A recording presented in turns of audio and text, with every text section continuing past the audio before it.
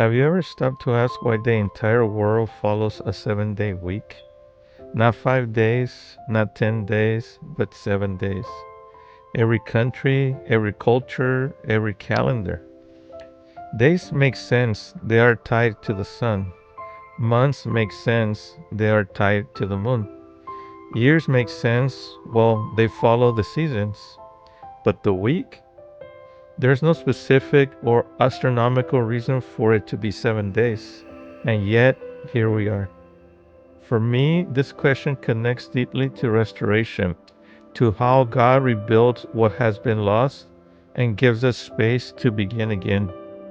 So let's explore where the 7-day week came from, how it shaped humanity, and why it might quietly reveal something about God's mercy woven into time itself. The earliest explanation for the 7-day week comes from the opening pages of the Bible.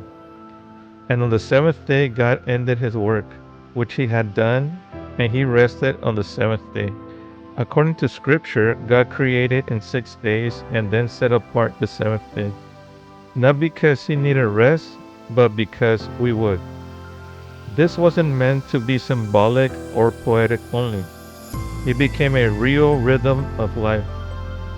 Later, God told Israel, "Remember the Sabbath day to keep it holy."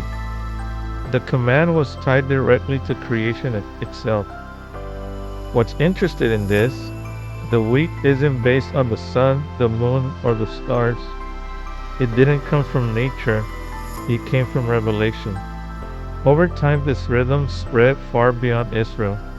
The Hebrew people preserved the seventh-day week through the Sabbath. Other civilizations noticed it. The Babylonians adopted a similar structure. The Roman Empire eventually replaced their 8-day cycle with 7. When Christianity spread, believers continued the seventh-day rhythm, gathering on the first day of the week to remember the resurrection of Jesus. Later, Islam retained the same 7-day structure, setting Friday apart. Different beliefs, different cultures, same week. By the 4th century, the 7th-day week had become the global standard, and it's remained that way ever since.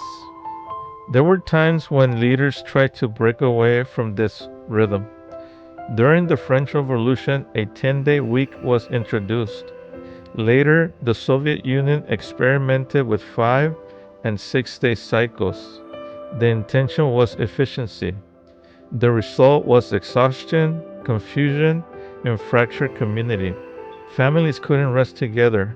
Work became relentless. Life lost its rhythm. Eventually, every experiment was abandoned, not because the idea was inconvenient, but because it went against something deeply human.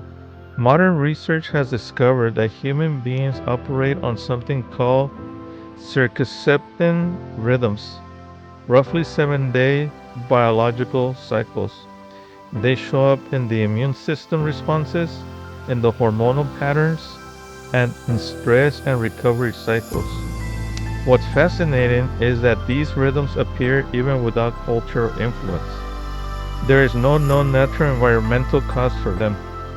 Science can observe the pattern, but it doesn't know where it came from. The Bible quietly suggested thousands of years ago.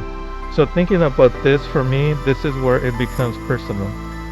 The 7-day rhythm isn't just about calendars, it's about grace. Every week comes with a pause, a breath, a chance to reset. It reminds us that life isn't meant to be endless striving. Jesus said, "The Sabbath was made for man, not man for the Sabbath." In other words, this rhythm exists for our own good. Before we even talk about years lost or things broken, God gives us weekly mercy. A reminder that failure isn't final, that rest isn't laziness, that restoration is possible. So the world follows a 7-day week because it began at creation, it was preserved through scripture, it spread through civilization, it's confirmed in our biology too, and it's resisted every attempt to be replaced. But maybe the most important reason is this: God didn't just create time, He built rest, mercy, and renewal into it. Time itself invites us to begin again. And that's what restoration looks like. If this spoke to you, consider sharing it with someone who needs permission to rest or to start over. Because God is still restoring the years the locust has eaten.